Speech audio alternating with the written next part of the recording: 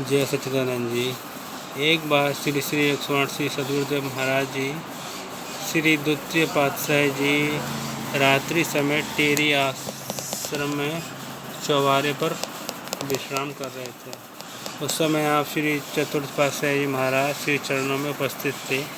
आपने श्री चरणों में विनय की कि हे प्रभु, निजी सेवा श्री चरण कमल दबाने की सेवा प्रदान की जाए। श्री सदगुरुदेव महाराज जी आपकी ओर निहारते हुए फरमाया, हम जो भी सेवा बताएं कि आप करने को तैयार हैं। आपने विनय की, हाँ जी स्वामी जी। श्री सदगुरुदेव महाराज जी ने मौजवस फरमाया, अच्छा ठीक है, एक हाथ ऊंचा करो। आपने श्री पावन वचनों का पालन किया और एक हाथ ऊंचा करके खड़े हो गए। श्री सदगुरुदेव महाराज जी पुनः फरमाया, अब दूसरा हाथ भी ऊंचा करो। आप श्री आज्ञा अनुसार दोनों हाथ ऊंचे करके खड़े हो गए।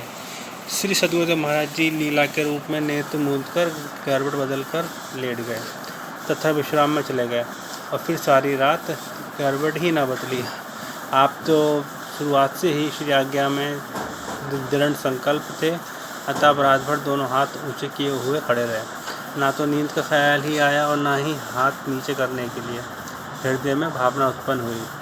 आप सारी रात दोनों हाथ ऊंचे किए हुए श्री दर्शन के मधुर मधुर अमृत पान में लीन हो गए।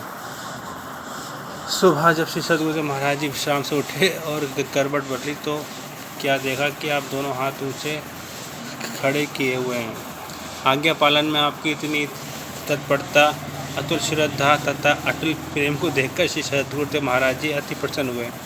उन्होंने प्रेम विभोर होकर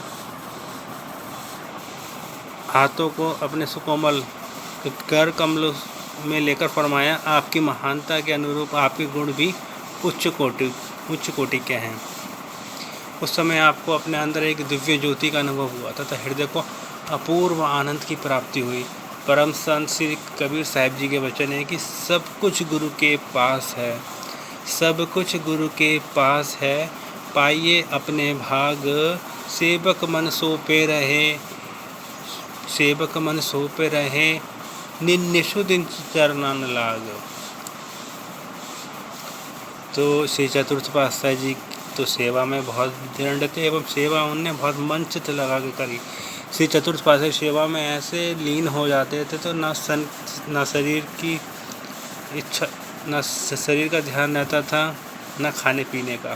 तो एक बार श्री चतुर्थ पातशाही जी अशोकनगर में सेवा कर रहे थे तो श्री आनंदपुर से श्री तीसरी पातशाही जी महाराज जी का संदेश आया और उन्होंने चतुर्थ पातशाही महाराज जी को श्री आनंदपुर के लिए बुलाया। तो उस समय श्री आनंदपुर की जो जगह मार्ग था वो ज़्यादा डेवलप नहीं हुआ था, ऐसे ही जंगल टाइप का था। फिर जैसे ही श्री तीसरी पातशाही का श्री माई चतुर्थ पातशाही को संदेश मिला, उन्होंने न चप्पल पहनी न कुछ पहना, सुनते ही वो निकल पड़े। रास्ता ऐसा कच्चा था तो रास्ते में चलते चलते किसी सर्प ने चतुर्थ पातशाही महाराज जी को पैर में काट लिया।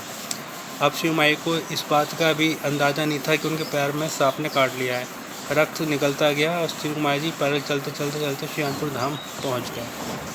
तो ऐसे शिव माई जी अपने इसमें सेवा में दृढ़ थे। तो ऐसी लीलाएँ श्री गुरु महाराज जी की। जय सच्चिदानंद।